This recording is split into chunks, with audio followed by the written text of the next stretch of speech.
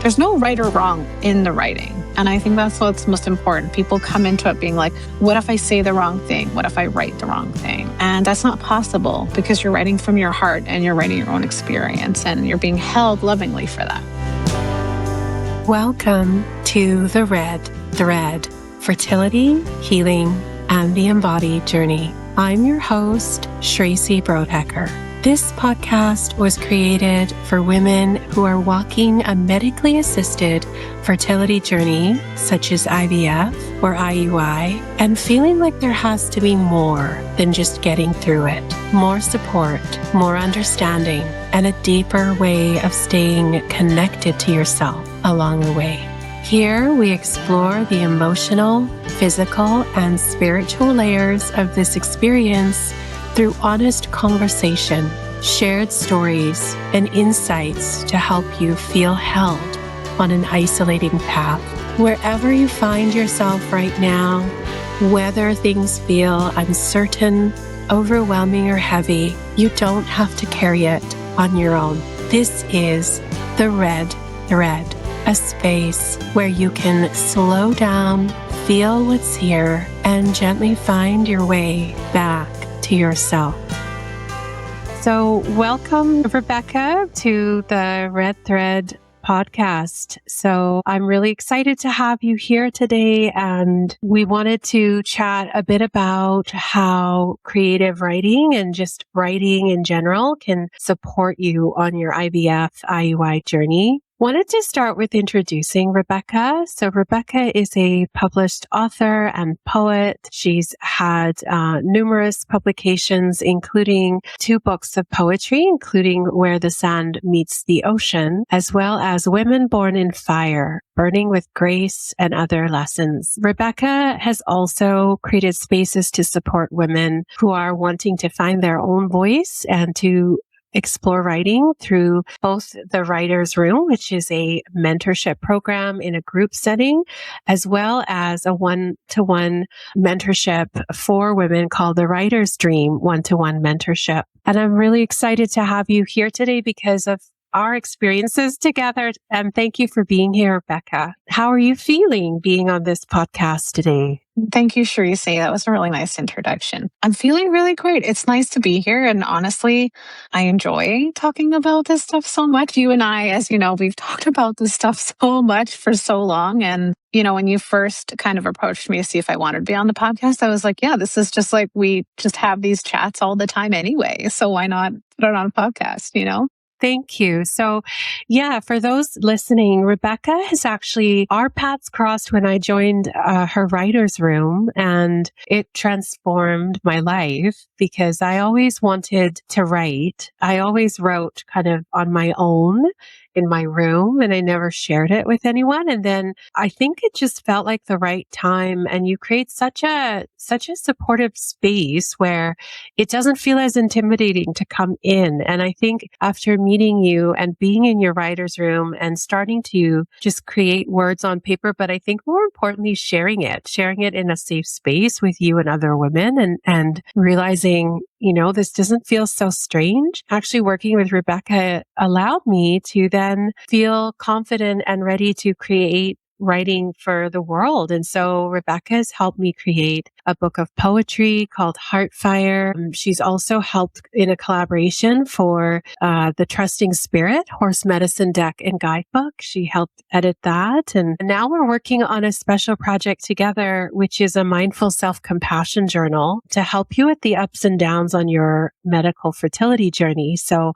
that's exactly what you were saying. We've been talking about, it's been in my head and the feelings of just being a woman on an IVF, IUI journey and how that can feel. And then you were also inside Rooted in Devotion as a guest speaker for the women in the program to learn how writing can help support them if they're going through this process. So you've been so generous with your time and your expertise and your heart. And I just wanted to thank you for that. And also maybe just ask you how you came into writing and how writing has helped you from like an emotional, expressive perspective or anything else you'd like to share. Thank you for jumping in so gracefully, beautifully. And, Shreyasi and I have been working together. I don't even like to call it working together. I like to call it collaborating. We've been collaborating for, I don't know, 4 years now, maybe 5, something like that. Yeah. Yeah. And, it's the reason I started these groups, the reason I started any of this really was because I wanted connection. So I've been writing since I was a little girl. I've been writing poetry and growing up somewhere like where you and I live, which is in the province of Alberta in Canada, there wasn't a lot of room for art. It's more of a blue collar city. And I really felt stifled as a young girl. I didn't feel heard. I didn't feel like I had community. And so for me, as I got older, I really wanted to connect with people who maybe felt the same as me or, anything where it was like, I just wanted community that felt like home. And so, after years and years of just feeling kind of like not finding that, I thought to myself, why don't I just start it? Instead of always reaching for it, why don't I be the person that, can start community or at least can put myself out there and see if it's there at all. And so during COVID is actually when I became more brave because I was in a medical job for a long time. And it just didn't feel like me. And I felt like, okay, now's the time. The world is shutting down. People are online more, right? There was more online spaces that opened up. And I just felt like, okay, this in my gut, this is what I really want to do. Even if I failed, I was going to do it. Why not? Right. So I took my writing online, and that's when I met people like you who were also looking for that sort of community. You were also looking for a space to feel safe to self-express. And as we all know, as women, sometimes that can be really, really difficult, especially in like male dominated industries or in just spaces where you feel like you don't have a voice. And so that's what really kickstarted me creating the writer's room, was to say, hey, you have a voice here, hey, you don't need to be afraid to be heard here. No matter what you want to write about, it doesn't really matter. It doesn't have to be poetry. I felt really strongly about just having one another to lean on and to talk to. And I think that's why it's lasted as long as it has, because people are always wanting to connect. People are always wanting to self-express. And writing is so important for our inner and outer worlds to be able to have that kind of love and affection and give it to ourselves, and then also give that feedback to somebody else. And I think that was really important, to get in touch with ourselves. When you say that, I realize how precious it is for women to have those spaces and to have a place to share their voice. I think so many of us, I know for myself, I felt, on some level, you kind of feel insecure. Maybe people don't want to hear what you have to say or your voice, or you get caught up in perfectionism, like it has to look a certain way or sound a certain way. And I think that really plays with a lot of women's heads, and they don't feel confident sharing their voice, or that someone won't hear that and actually resonate. And I think every time I've been in your writer's room space, it's been so different. It's been so unique, because I think it's a tapestry of all the women coming together, and those particular women and their life stories and what they would like to share. And so I just find it so there's so much depth when women can gather and speak their voices and share. And it can be, you never quite know what will come up. And the other thing I love about your spaces, because I'm really excited to be going into Becky's writer's room starting today as well, is just the way we can be challenged, and it doesn't have to feel scary. So Becky has different prompts week to week, and sometimes there's things that feel like an edge or a bit of a heavier topic, and then there's a lighter topic, but that you can share whatever you feel inside without shame, because you see other women and you see that they have similar stories or something in them that you can connect to. And that's why I think your group is actually very healing. I don't know if that's an intention, but it's a very healing group to be able to be that vulnerable with other women and not feel judged, not feel cast out. So I just wanted to say that I think you create such a powerful space. Great feedback, Shreyasi, because, I didn't start it to think that it would be healing. And every season that we go through, I feel like I've not only filled my own cup, but also healed little parts of myself, because writing and self-expression is inherently healing. And I'm not kidding. 100% of the women that come into the group, it's always the same thing that they always say is that I don't want to look stupid. What if I say the wrong thing? Am I allowed to talk about this? Am I allowed to talk about that?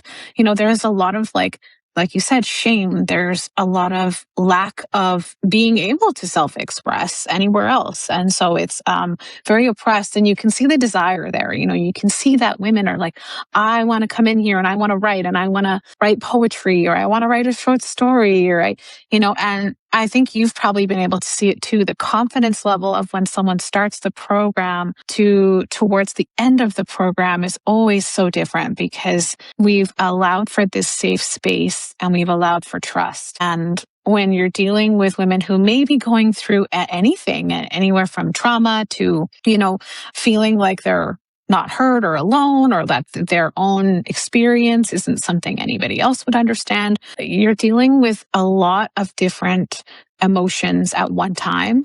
And one writing prompt can look completely different for two different people, as you've seen. So in order to be able to have that healing, you have to create the container first. You have to create the safe space first. And in order to do that, you have to have somewhere you feel like you're not going to be judged. And that's writing is judging. When someone reads something on Instagram or reads something on a reel or reads a book, whether you know it or not, you're judging that. And so hopefully I'm holding the container to give that kind of confidence to a woman that says, just write from the heart. It doesn't matter what you write, as long as you feel good about it and you want to put it out there, it will land for somebody else. It may not always land for everybody, but it will land for somebody else. And as long as you feel good about whatever you're writing, that's what matters. And I don't think it started out this way necessarily, but what you're doing is revolutionary, especially in this AI age. It's so sickening where it is everywhere. But the women are actually finding their own voice without having to worry about AI or what they would do to edit your voice or edit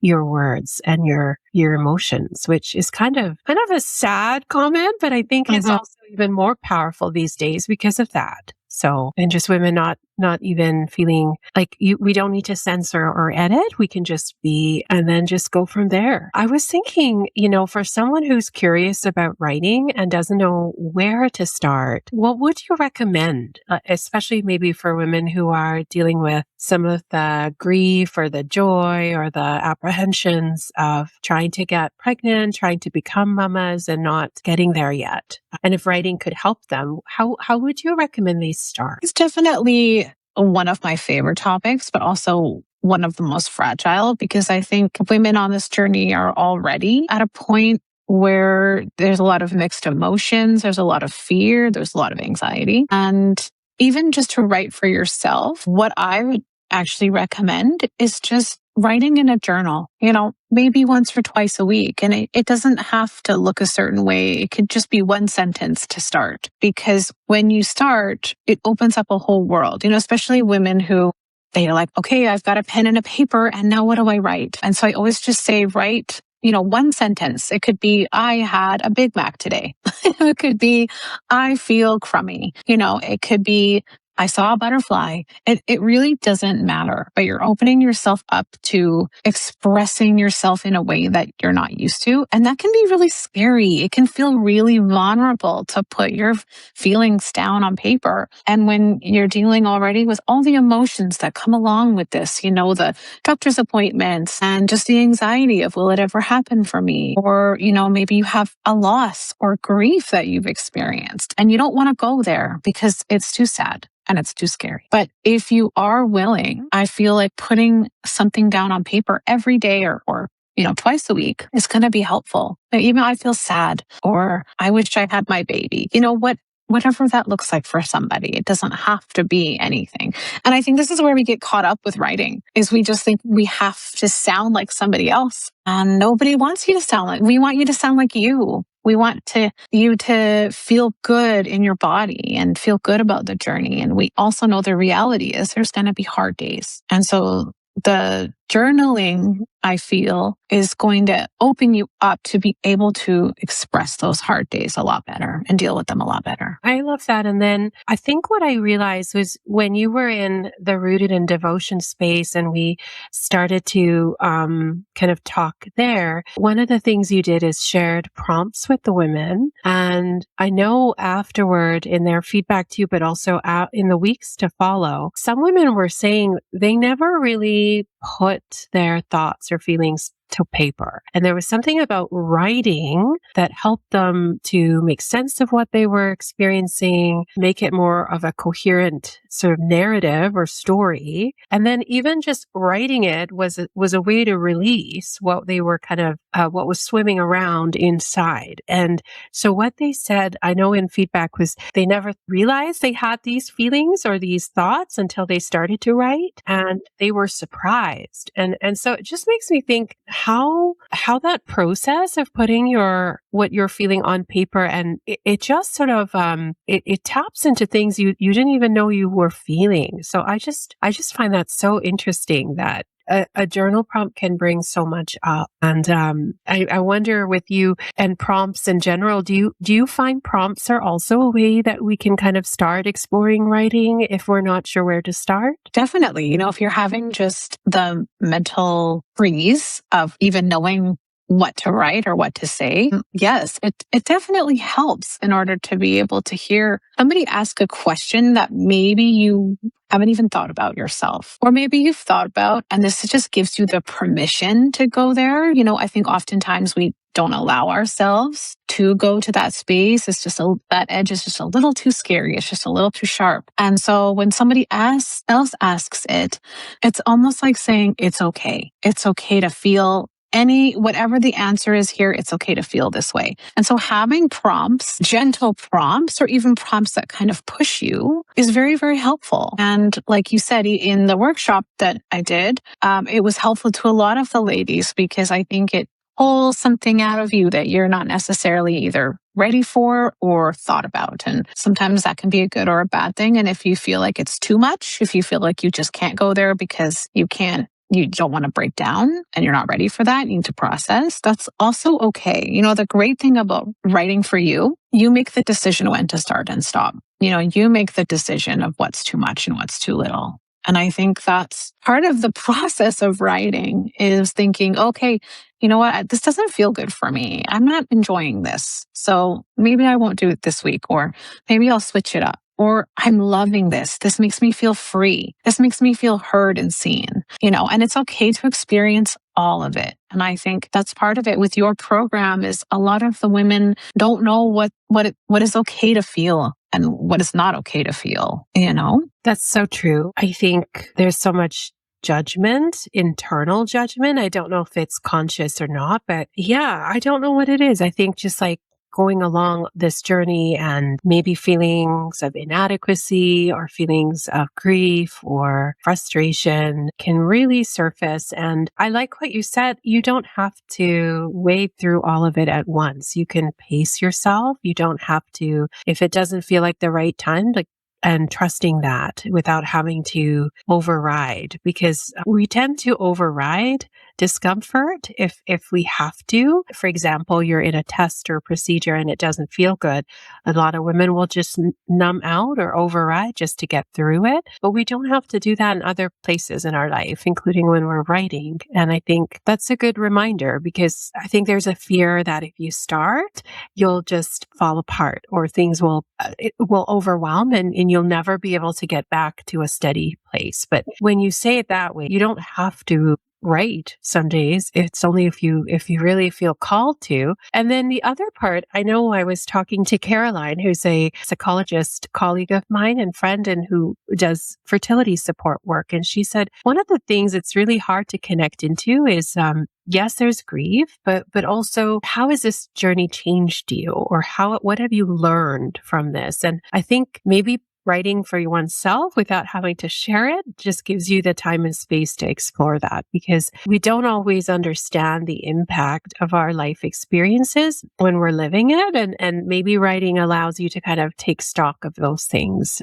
What do you think about that part, and just using it as a way to reflect on how you've been doing so far, where you can go in the future? Absolutely. I think introspection is a huge part of it. And I know even my own process, sometimes when I'm in the thick of it all, I can't actually write, or I feel like I don't have it in me to even do it. And then when I come out of it, even just slightly, I feel like, okay, now I have clarity, like mental clarity, in order to like write down what I feel, or write down what I'm really getting in touch with about myself, or what I've learned, like what you said, what you've learned about yourself, what you're learning about yourself on this journey, how you've shifted, how you've changed, because you're not the same woman that you are when you started it. You just can't be. There's so much that changes and shifts along the way. So I truly believe that it's important, even if you're in the moment, you're right in the thick of like the worst of it, if you have to just wait it and see until you're in a better spot. But it's also important to pick it up when you are in that better spot, so you can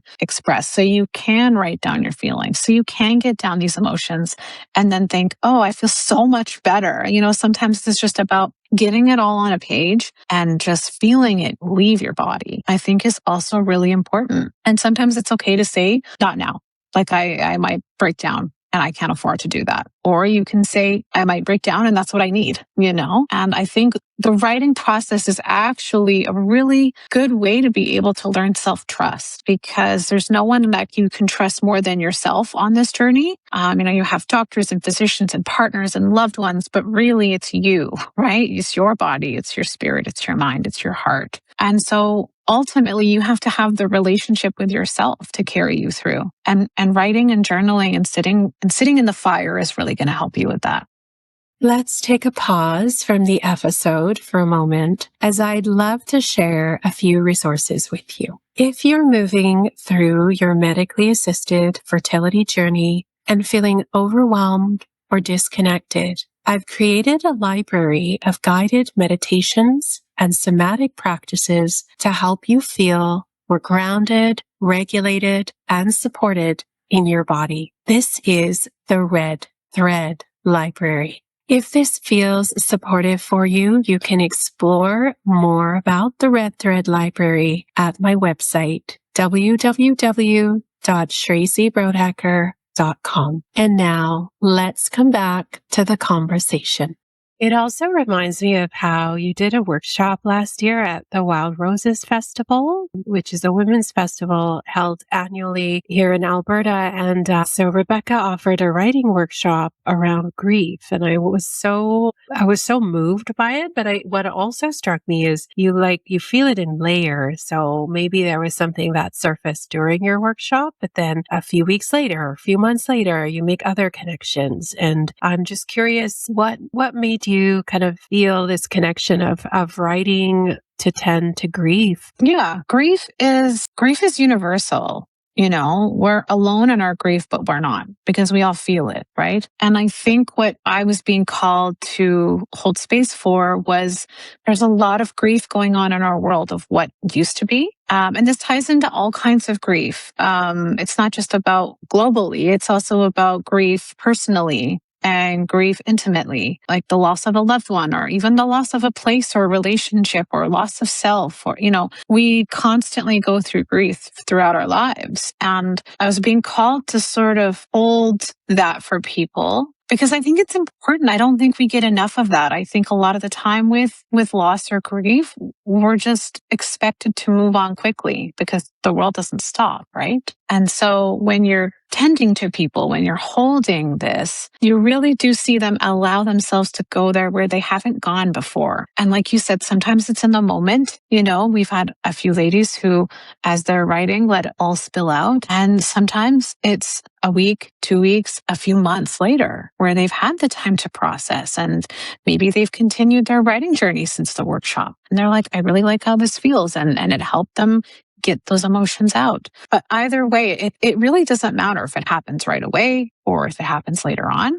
It's important to us to hold our grief and see it and sit with it and say, this is how you feel, and allow ourselves to have it. And I truly believe, especially as women, we have so many roles that we play all day, every day for everybody else that a lot of the time we push the grief away because we simply don't have time to sit with it. We simply don't have time to look at it for what it is and really, really hold ourselves to it. And so I think that's also important, is making that time for ourselves, for whatever that it is that we're going through. I believe it's important. And that's why I love holding those types of workshops. And I'm glad you brought this up, because I've had so many women since then ask about the grief workshop because I've got so much feedback around it. And to be honest with you, I think I will hold another one because I think it's really necessary. I think it's really needed. I'm really glad you're going to hold another one. I just find that grief is really hard to live through and it's hard to speak of. And that seems to be this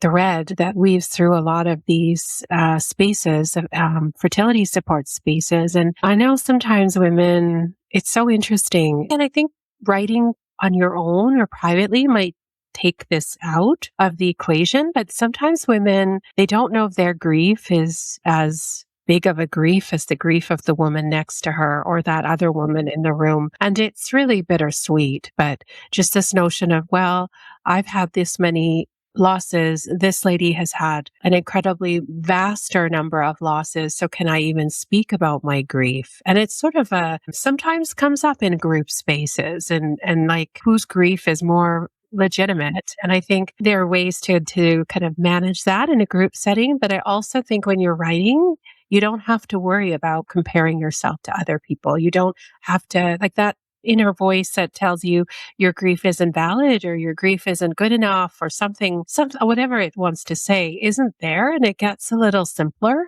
and clearer for you to just be with your grief and tend to it without minimizing it in any way. But I don't know if that ever comes up in your spaces. I think it's only natural. I think women tend to survey the room and tend to want to be the emotional supports for others in the room. And that's something we often will say is tend to yourself and how can we hold those boundaries for ourselves even when we're hearing another person's hard story or hard thing. It just made me think of that as that comparison element that sometimes women get into isn't there when you're writing for yourself. You're absolutely right. And I'm so glad that you said that, Shreyasi, because you know what? I've seen it before where people hold back. It's like I always leave room to share. As you know, we always have a sharing circle after, and anyone can say anything that they feel. And I think, it takes one person, one woman to say, this is my loss. And everybody else then, okay, I can share now. And it's not because they're not brave, but I think a lot of people do hold back because this person went through so much. And how can I ever compare? And how can I feel this way if this person went through this? But that's not fair. Like a grief or a loss or trauma, it's very intimate. And just because so-and-so might have had a different experience. And let's say they're on this journey for 10 years and haven't been able to get pregnant. And you've only just started this journey. It doesn't invalidate what you're going through, right? It doesn't dismiss your grief or your sadness or your joy or your happiness. One person doesn't X out another person. So that's also really important when you're doing circles. And I've seen it the opposite where, like I've said, someone will say one thing and then everybody else is like, oh, good. I want to share now. I want to talk about this. Or that's like mostly what happens, to be honest with you, is I see a lot of that, oh yes, I'd love to share. I'd love to talk about my emotion. And I find that people want to talk about their loved one that they lost. So whether that be a baby or it just didn't take, or they lost a parent, or they lost a child, I think it gives people the experience and the time and space to speak about their loved one because we don't really make room for that in our lives either. It's very rare we get to talk about what we lost in a way that honors them and feels good. And maybe we can share a little something about them that other people didn't know. And it keeps them alive in us and it keeps them alive in the world. And I also think that's a really beautiful part about sharing in grief or sharing emotions is we get to relive it. We get to say, I went through this, or I did this, or this person was important to me. So I think that's like a really big piece about it too, is women, we're so strong and we have to be strong for everybody else. So it's amazing when we get to come together and we can all not be strong together, if that makes sense. Yes, I do. It does make sense. And it also is just this interesting tension between when you're maybe for various reasons, we all have different challenges. But if you're a woman trying to conceive and you've been on this journey for some time, you get this you have this grit about you, but you also have this incredible soft, sad part inside that doesn't get seen or heard. And I think it's, when you allow yourself to be around other people who are going through similar journeys, you realize it isn't as isolating. And I think when you share writing with each other, if there is that opportunity, you recognize that there are commonalities there too. And so you might not have the particular story, but there's some commonalities, and there's suffering that you're all experiencing. And I think the other thing about writing, like you said, is it can be what happened today that was a good thing. It can be any valence or tone you want, any emotional focus you'd like, and it doesn't have to just be, and you can write and feel supported without this major like cathartic release in your emotions either. So I think even just writing can be supportive when it doesn't have to be ripping a Band-Aid off and this massive outpouring, which I think I appreciate in your circles, is because the prompts don't have to all be one kind of emotional state. And I wonder how, like, whether you intentionally do that and how that works if you're trying to capture different aspects of a person's emotional life, or like what goes into those intentional selection of prompts for you. So throughout the program, I do kind of gauge where all the women are at, but a lot of the time it does happen quite naturally, because I give, let's say, a general neutral prompt, and some person could take that as, oh, I'm struggling right now, and this is where I'm at, and I'm struggling. And another person can be like, oh, this is a really beautiful prompt because I'm happy and I'm in a good place. So it really depends. And I think the beauty in that is that no one's going to give the same answer. No one's going to give the same type of writing or the same type of response or the same type of journaling, because we're all in different spaces, but we can come together in that. You know, there's a part of that that's, you can bond from that. And from what I've seen in the room, a lot of the time when somebody writes something really sad, somebody else can relate to it. You know, there was a girl last year that had lost a sibling, and I've lost a sibling, and I found that was something I hadn't felt in many years. And that's that I could relate to her. I felt like, oh my gosh, I know this feeling. And it doesn't have to be sad. It could also be really happy and joyous. But I think along this journey, a lot of people are in different stages, and it's okay. You know, like naming it and saying it and being out loud with it makes it okay, even though the other person probably didn't experience what you experienced. So I could give let's say, a prompt about grief, and maybe somebody hasn't even had grief on their journey yet. And that's possible, and that's okay. But other people have. There's no right or wrong in the writing. And I think that's what's most important. People come into it being like, what if I say the wrong thing? What if I write the wrong thing? And that's not possible, because you're writing from your heart and you're writing your own experience, and you're being held lovingly for that. That is one of the amazing parts of your spaces. I think it might be, I know some women may want to refine their craft, and they can ask you about that and you can give them that feedback. But maybe a lot of us are just conditioned by past experiences in high school or junior high, and somebody along the way saying to us that we aren't a good writer. I know that there's people who've shared that with me too. And it's amazing how those words shape how we see ourselves. And part of it is being brave enough to just try. If it's something that you've always wanted to do and want to give it a shot, just to try it. And that takes a lot of courage. I encourage it. And I'm so passionate about this part, Shreyasi, because I was that, and I was scared and I was terrified for many years, because I surrounded myself with people who weren't supportive. And I think that was a huge part of it. You know, I always wanted to write. I was writing at the tender age of like 10 or 11. And I write on everything. And then, you know, I was told not to pursue it by many different people in my world. And so I didn't. I was too scared. And also that imposter syndrome of like, who am I? Like, who's going to care about what I have to say? That also ran through my brain a lot. And what if everybody felt that way? What if every woman or every man in the world felt, who am I? Well, then we wouldn't have anybody doing anything, and I truly believe that everybody can write. It doesn't matter if you write something bad or good.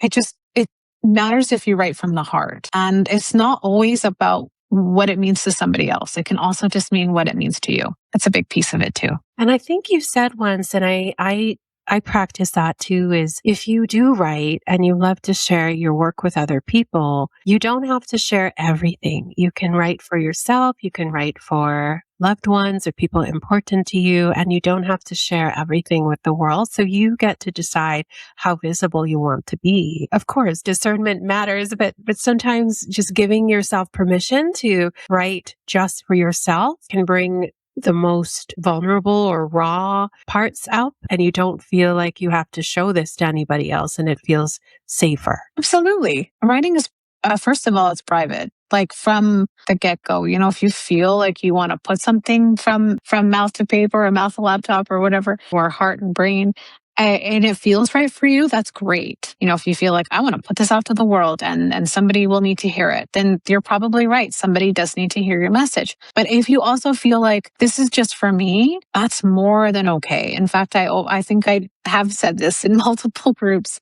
that it's actually important to write for yourself first, because you want to get clear on why you're writing. You want to get clear on who you are, what you're getting out of this, what you need. And if you're automatically writing because you just want to put it out there and you don't really know what you stand for or why you're writing for the wrong reasons. So I truly do believe it comes with self-practice first and foremost. And it's okay to, like, I write now and I keep things for myself. I'm like, this doesn't need to be posted. I can keep this. Doesn't need to go in a book. I'm happy that this just means something to me, or that I wrote something for my husband, or that I write something for my kids, or I write something for my soul. Like, it's important to have that self-practice just for you, because I think it really does allow you to have the confidence to then, if you so choose to post, if you so choose to bring that out in the world, or write a book or write a blog, or just tell someone how you feel, then you have that confidence of knowing this is how you really feel.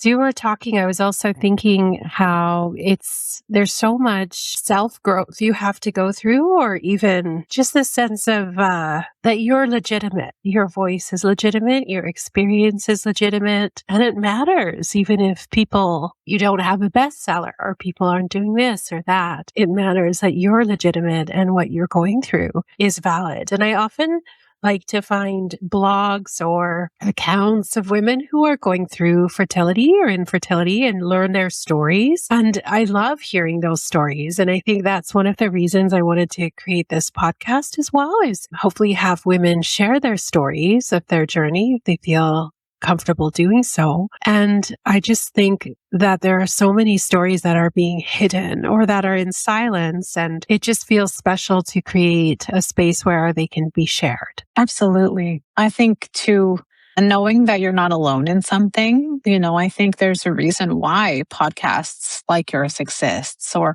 writing programs, or just programs where you can come in and learn about the human body, and learn that you're not wrong, and learn that you're not deficient, and learn that it's okay, that this is going to look different for you. I think that's a big part of it, is also it's not the same journey as everybody else, and it might look different. It might look harder.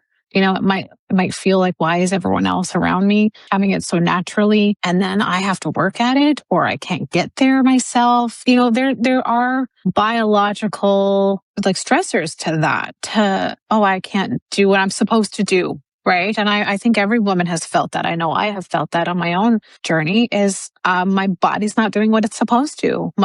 This is what I'm made for. So what am I? Right. If I'm not doing what I'm made for. But just knowing that you're inherently worthy just for being you, just for being here, is so vital to mental, spiritual, physical health, because we're not just here to do X, Y, Z and that's it. And that's, we're here to do so much more than that. And I think it's really beautiful when you have one of your programs that tell women that, it's okay to struggle. It's okay for your journey to not look like everybody else's. And writing allows you to hear that from other people. Sharing allows you to hear that from other people. And that was one of the biggest reasons why I started Writers Room. I felt alone. I was like, I'm alone in this. Is there anybody out there, that can help with this, or that can just share, can just sit down and sit at my table and, break bread with me and have fellowship. And it was really important. So I think that in these spaces, if you do want to share, you'll find that you'll get so much out of sharing. You'll get so much out of being like, okay, I like someone will hear this podcast, Shreyasi, and be like, okay, I've been through this, or this is what I really needed. I needed women who were able to talk about this and aren't afraid and, are saying that it's okay to be different or be on a different journey than everybody else. That's so true. And just, we're all unique. You don't have to follow the same path as everyone else. And that's okay. I wonder if you wouldn't mind sharing, if you look back on your journey becoming a mom and now you are a mother, how has writing supported you in that part, becoming a mother and stepping into that part of your identity? I really look at where I was pre-baby, and I am so grateful that I had some of these tools to help me through the really, really hard times. Because even when, I know this is the part that's difficult to, for people on this journey is getting to the starting point. And then when you're there, it doesn't end. Motherhood is forever, and so it's ongoing all the time and things are always changing and shifting. And I think the beauty of it is going to be able to go back and see where I was, being like, why was I so hard on myself? I was doing amazing.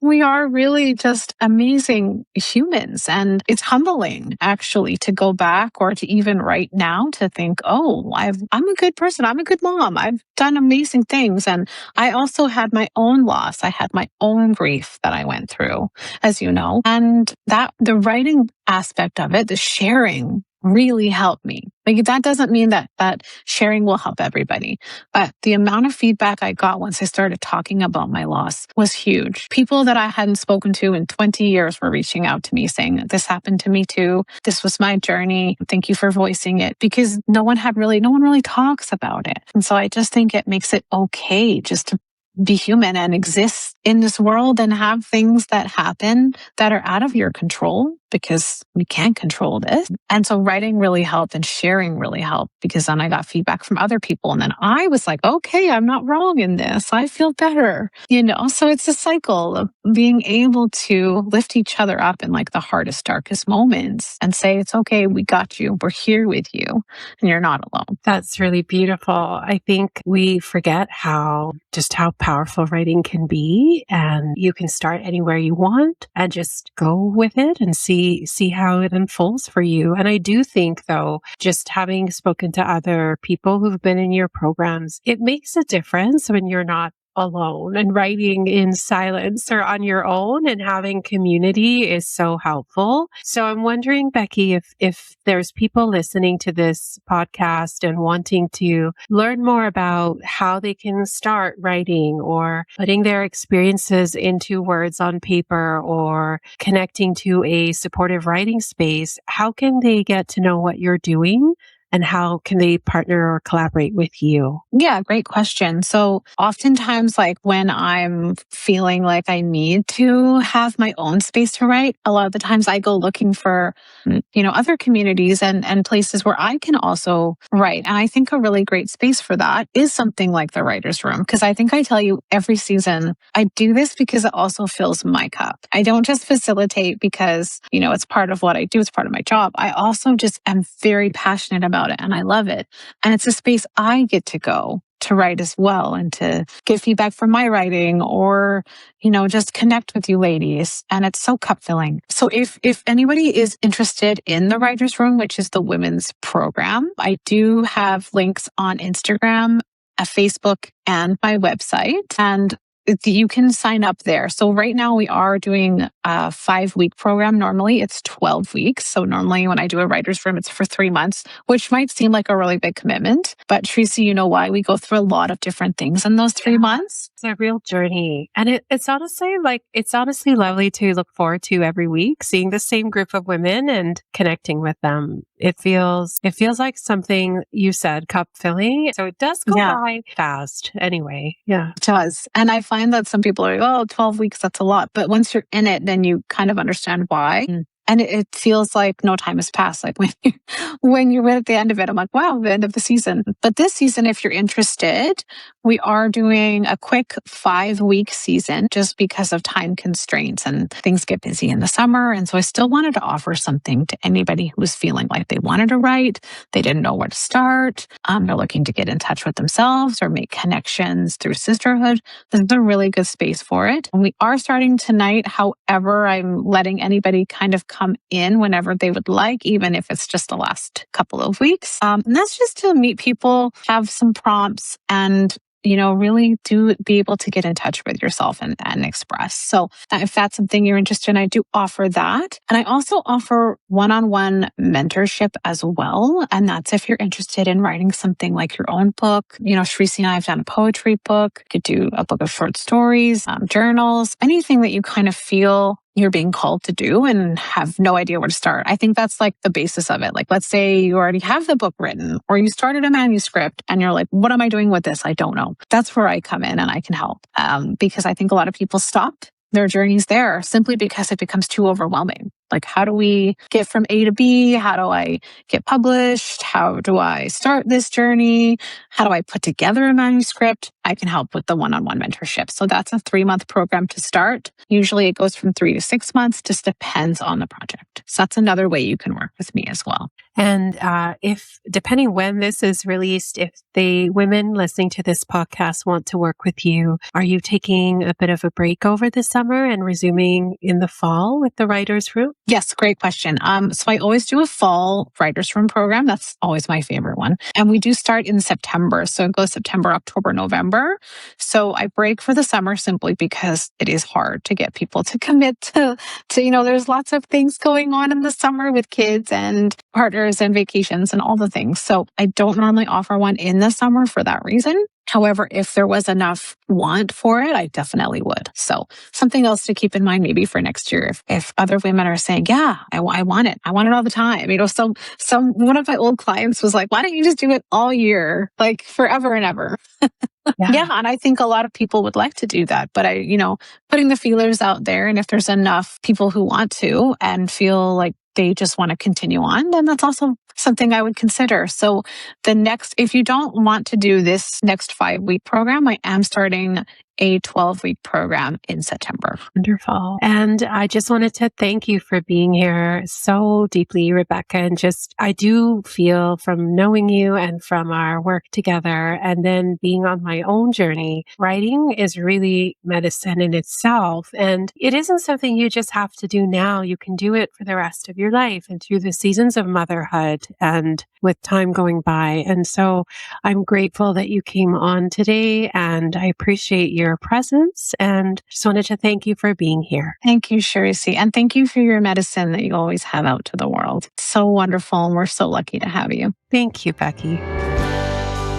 Thank you for taking the time to join me today on the podcast. If this episode resonated with you, please like, share, and leave a review. You can also connect with me at my website, www.shreysibrodehecker.com, or at Instagram at Shreyasi_Brodehecker to stay in touch and explore more of the work I do. Take care, and I'll see you in the next episode. Disclaimer. The content shared on this podcast is intended for informational and educational purposes and is not a substitute for medical or psychological advice. Every fertility journey is unique, so I encourage you to connect with your healthcare provider or qualified professional for support that's right for you. Any views or opinions shared by guests are their own.